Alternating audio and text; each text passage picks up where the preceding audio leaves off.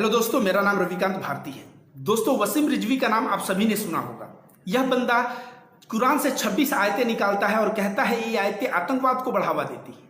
उसके बाद यह सुप्रीम कोर्ट में पिटीशन फाइल करता है कि कुरान से इन आयतों को हटाना चाहिए। इसके बाद तो इसने नीचता की भी हद पार कर दी। इसने क्या किया कि अब एक नया कुरान लिखा है जिसमें से इन 26 आयतों को हटाया है और कह रहा है कि कुरान के सूरा भी क्रमबद्ध तरीके से नहीं थे, इनको क्रम में किया है। इसके बाद मोदी गवर्नमेंट को एक लेटर लिखा है कि सारे मदरसे में इसको अवेलेबल किया जाए, इसी कुरान को पढ़ाया जाए। अब यह बंदा ऐसा क्यों कर रहा है जरा समझिए।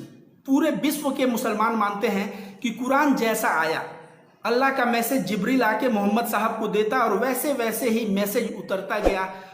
तो जो कुरान जैसा 1400 वर्ष पहले आया था आज भी वैसा ही है, ये पूरे विश्व के मुसलमान मानते हैं, पवित्र कुरान मानते हैं।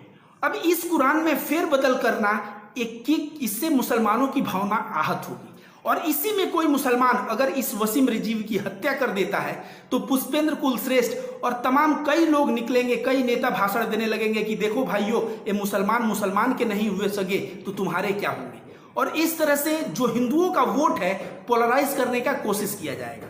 दोस्तों, मैं यह बता दूं कि यह वसीम रिजवी है कौन। यह सिया वक्फ बोर्ड का कभी चेयरमैन हुआ करता था। यह बंदा बीजेपी में कोई सदस्य नहीं है। बीजेपी ऐसे बंदों को खोजती है और यह बंदा अमित शाह और मोदी के लिए कार्य करता है, उनके हाथ की कठपुतली है। देखिए, बीजेपी में शहनवाज हुसैन और नकवी को छोड़ दिया जाए तो एक ही दो मुसलमान गिने चुने नेता है। अब बीजेपी के हाथ में एक ऐसा कठपुतली हाथ लगा है, इस कठपुतली को इस्तेमाल करके बीजेपी हर एक जगह से चुनाव जीतना चाहती है। क्या हुआ वेस्ट बंगाल में, पश्चिम बंगाल में क्या हुआ दोस्तों?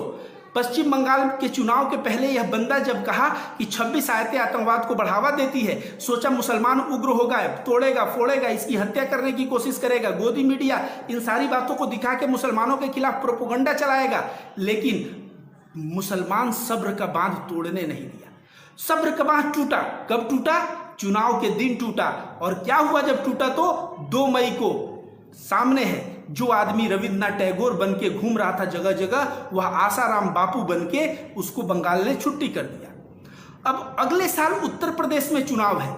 यही कारण है कि वसीम रिजवी फिर इस तरह की घटिया और नीच हरकत कर रहा है। जैसे ही इस पे कोई आक्रमण होगा दोस्तों, तुरंत पुष्पेंद्र कुलश्रेष्ठ और भाजपा के ऐसे कई नेता जो है मुसलमानों के खिलाफ प्रोपेगेंडा चलाने लगेंगे। आपको बता दें कि आए दिन उत्तर प्रदेश में मस्जिद को शहीद किया जा रहा है। क्यों किया जा रहा है?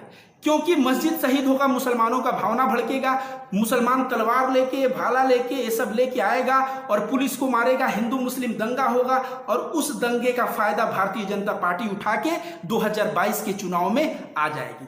वसीम रिजवी की औकात नहीं है कि कुरान के 26 आयतों को हटवा ले। इसकी औकात नहीं है जो कुरान लिखा है उसको मदरसे में पढ़वा ले। आर्कियोलॉजी और इतिहास दो ऐसा सब्जेक्ट है कि पुराने चीजों को ही कोर्ट जो है, भारत का संविधान जो है ओरिजिनल मानता है। तो सुप्रीम कोर्ट का फैसला सुनर और लेटर यही आएगा कि वसीम रिजवी जो है एक तरह मेंटल बकवास करता है, जो है भावना भड़काने का कार्य कर रहा है। ऐसे कुरान को किसी भी मदरसे में पढ़ाया नहीं जाएगा और कुरान से कोई 26 आयतें हटाई नहीं जाएगी।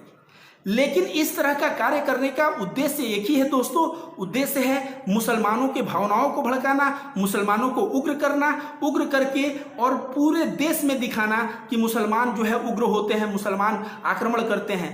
याद रखिए, यति नरसिंहानंद मोहम्मद साहब के ऊपर कमेंट कब दिया? बंगाल चुनाव के पहले। दोस्तों, उत्तर प्रदेश का चुनाव मोदी गवर्नमेंट के लिए इतना अहम है, योगी के लिए इतना अहम है कि अगर उत्तर प्रदेश का चुनाव ये लोग हार गए तो 2024 में मोदी जी का जो है ना दाढ़ी बनवा के गुजरात